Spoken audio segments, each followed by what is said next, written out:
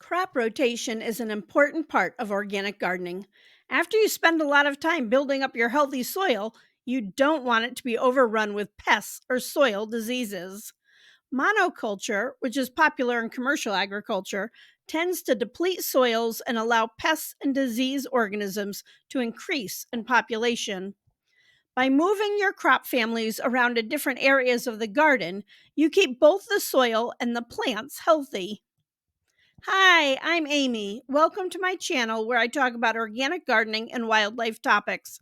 I just came out with a Zone 6 garden planner for 2024, and I have a book on vegetable gardening coming out soon.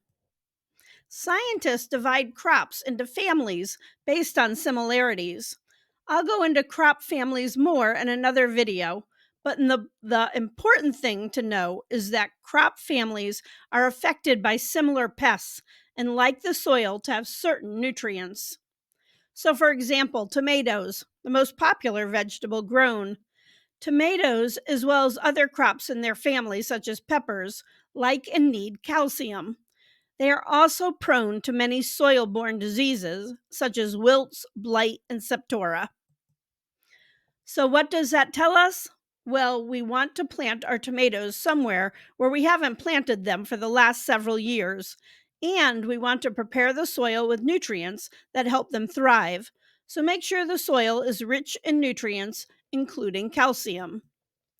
Crop rotation is fairly easy in larger gardens. You can organize your rows or beds to hold one family of crops. Square foot gardening is nice because it naturally helps you putting the same plants in each square. That way, you always follow with a different plant family. I grow a lot of things in grow bags, which are great because I just keep labeling the bag with what it had in it, and then next year I'll use it for a different plant. Planning is important. That is why I have a crop rotation log in my garden planner.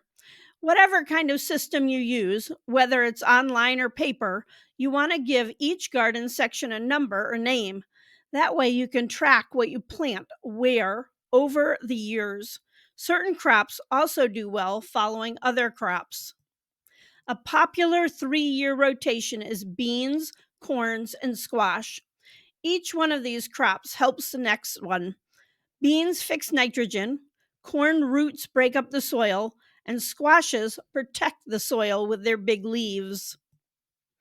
Another good 3-year rotation that has proven benefits is lettuce, followed by onions, followed by cabbage, or any other brassica. Crop rotation also helps control weeds. Some crops encourage weeds just by the way they grow. Corn allows the sun to reach the soil during the growing season, so requires lots of vigilance to keep weeds out of the patch. Squash plants have large leaves which shade the soil and help to inhibit weeds. Part of your crop rotation may focus on soil building. So you may plan on a section of your garden devoted to planting a cover or green manure crop. This is a mix of Sudan grass, radish, and clover. This will grow for a season before I till it into the soil to decompose and add nutrients. Part of your rotation can be just letting a garden rest as well. Add some compost and leave that section unplanted for a season. Make the time to continue weed management so you continue to control and discourage perennial weeds from getting established. Growing in containers offers a unique situation. In this case, you may end up just dumping the soil into your compost bin and then adding fresh soil the next time you plant that container. Remember, it is important to occasionally sterilize your containers to prevent disease spores from living in them. All of this talk about annual rotations may have you wondering, but what about succession planting?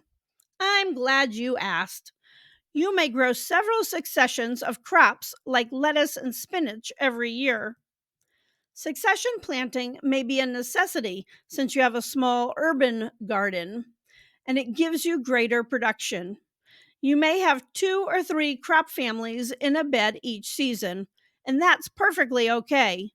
Just keep it in your brain or written in your planner what you planted where during that season. You may even have the same crop growing repetitively in one bed over the growing season. For example, you start with red sales lettuce in spring because they like cool weather and grow fast. You switch to Jericho lettuce in the summer, which is more heat tolerant, and then to Arctic king lettuce in the fall. The next year, you succession plant onions and garlic in that bed. I hope this video has been helpful. Feel free to comment on garden videos you would like to see. I appreciate everyone who likes and subscribes. It's a big help to my channel. Thank you for watching and have a fabulous day.